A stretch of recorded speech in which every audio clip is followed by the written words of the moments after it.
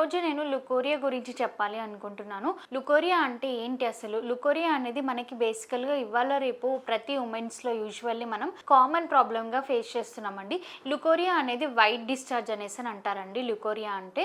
So, ఇది ఏ విధంగా ఉంటుంది? మనం ఇలాంటి దానికి ఎలాంటి ప్రికాషన్స్ తీసుకోవాలి? ఎలాంటి డైట్ అనేది తీసుకోవాలి? అండ్ దీనికి ఏదైనా ట్రీట్మెంట్ అవైలబుల్‌గా ఉందా? లేదా? అనేది చెప్తానండి. అందరికీ నమస్కారం. నేను doctor Mounika, homeopathy consultant. So యూజువల్గా లుకోరియా అనేది ఏంటంటే మనకి వజైనల్ ఎక్సెసివ్ నార్మల్ డిశ్చార్జ్ అనేసి అని అంటామండి. ఇది మనకి ఏంటంటే కొంతమంది ఉమెన్స్లో ఎక్కువగా మనము చూస్తూ ఉంటాం ఈ వైట్ డిశ్చార్జ్ అనేది కామన్ కంప్లైంట్గా ఫేస్ చేస్తున్నామండి ప్రతి ఉమెన్స్లో. సో యూజువల్గా ఏంటంటే ఈ లుకోరియా అనేది మనకి కొంతమందిలో ఎక్కువగా అవుతూ ఉంటుంది, కొంతమందిలో లైక్ స్పాటింగ్ లాగా కానివ్వండి అలా అవుతూ ఉంటుంది. అండ్ ఈ కొన్నిసార్లు ఏంటంటే ఇది మనకి వైట్ డిశ్చార్జ్ అనేది కొంతమంది ఉమెన్స్లో పీరియడ్స్కి ముందు వస్తుంది అండ్ కొంతమంది ఉమెన్స్లో పీరియడ్స్ అయిపోయాక ఉంటుంది ఈ డిశ్చార్జ్ అనేది. సో ఇందులో కూడా మనకి ఏంటంటే ఈ వైట్ డిశ్చార్జ్ అనేది పీరియడ్కి ముందు ఏంటంటే కొంతమంది ఉమెన్స్లో ఏంటంటే అది సిమ్టమెటికల్గా ఉంటుంది. అంటే పీరియడ్కి మనకి ఇంకో 5 days టైం ఉంది అనగా కానివ్వండి, లేదా ఇంకో 3 days అలా 2 days టైం ఉంది అనగా కానివ్వండి, ఇది వన్ ఆఫ్ ద సిమ్టమ్ కిందికి కన్సిడర్ చేసుకుంటాము కొంతమంది ఉమెన్స్లో. అంటే మనకి వైట్ డిశ్చార్జ్ స్టార్ట్ అయింది అనేసి అంటే ఓకే మన సైకిల్ స్టార్ట్ అవ్వబోతుంది అనేసి అని చెప్పేసి మనకి సిమ్టమెటికల్గా మనం తీసుకుంటామండి. కొంతమంది ఉమెన్స్లో ఏంటంటే ఇది యూజువల్గా పీరియడ్ అయిపోయాక ఉంటుంది. అండ్ కొంతమందికి పీరియడ్తో పాటు వాళ్ళకి ఏంటంటే బ్లడ్ స్టెయిన్డ్ లుకోరియా అనేసి అని అంటూ ఉంటాము. సో బ్లడ్తో పాటు ఈ వైట్ డిశ్చార్జ్ అనేది దాంట్లో మిక్సప్ అయి ఉంటుందండి. అంటే స్టిక్కీగా థిక్కిష్ కలర్లో వాటరీ కంటెంట్లో ఉంటుంది. సో దాన్ని మనం బ్లడ్ స్టెయిన్డ్ లుకోరియా అనేసి అని అంటుంటాము.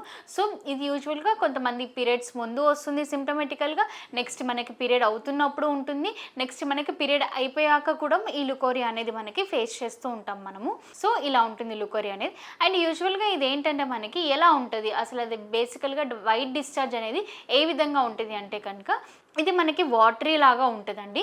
అండ్ మనకి ఇది ఏంటంటే మనకి యూజువల్గా జెలాటేనియస్ కన్సిస్టెంట్ లాగా, అంటే మనకి స్టిక్కీగా వాటరీ కంటెంట్ లాగా ఉంటుంది. అండ్ ఇది మనకి స్మెల్ లాగా, ఇది ఆర్డర్లెస్ అన్నట్టు, అంటే ఇది మనకి ఎలాంటి స్మెల్ సెన్స్ కానివ్వండి అటువంటిది ఏది ఉండదు యూజువల్గా మనకిది. And it is asymptomatic. మనకి ఏంటంటే ఈ వైట్ డిశ్చార్జ్ అవ్వడం వల్ల ఇది అసిమ్టమెటిక్ అనేసి అని అంటూ ఉంటామండి.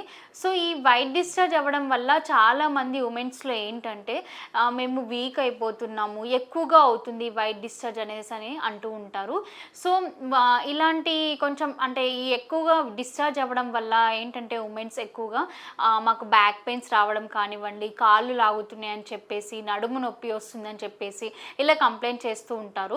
దానివల్ల మనకి ఏంటంటే ఈ లుకోరియా అనేది మన బాడీలో నుంచి వైట్ డిశ్చార్జ్ వెళ్ళిపోవడం వల్ల బాడీలో ఉన్న వైటల్ ఏదైతే ఉంటుందో అది డిక్రీజ్ అయిపోతూ ఉంటుంది. సో దానివల్ల ఏమవుతుందంటే బాడీ అనేది వీక్ అయిపోతూ ఉంటుంది. అండ్ మనకి దీంతో పాటు కొంతమందికి వజైనల్ ఇన్ఫెక్షన్స్ అనేది చూస్తూ ఉంటాము ఈ లుకోరియా వల్ల. ఈ లుకోరియా కంటిన్యూస్గా ప్రతి డే ఉంటున్నప్పుడు ఏమవుతుందంటే మనకి వజైనల్ ఇన్ఫెక్షన్స్ అనేటివి వస్తూ ఉంటాయి.